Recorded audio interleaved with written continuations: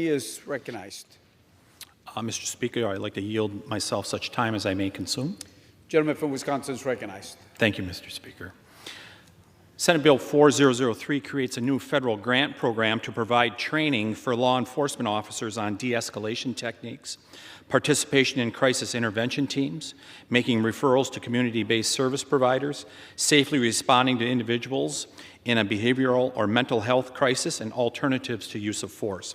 It requires the Department of Justice to develop training curriculum in collaboration with mental health providers, law enforcement agencies, civil rights organizations, and other stakeholders. It also authorizes $133 million in new money over the next 4 years with no offsets.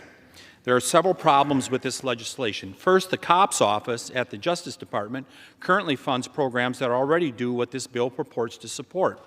For instance, the COPS office funds the Community Policing Development De-Escalation Training Program through 2 different mechanisms.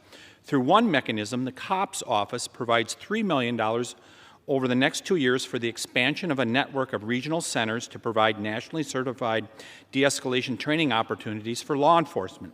The other mechanism, Law Enforcement Agency De-Escalation Grants, provides nearly $12 million in grant funding over the next 2 years to support whole agency de-escalation, implicit bias, and duty to intervene training efforts. These programs are appropriated and up and running as we speak. We should not be creating new programs that are duplicative of current programs without at least examining the efficacy of the currently funded programs. Second, this legislation represents a departure from traditional law enforcement techniques, one that advances a soft on crime approach. In recent years, these kinds of approaches to fighting crime have been a boon to criminals and have led to our current crime epidemic.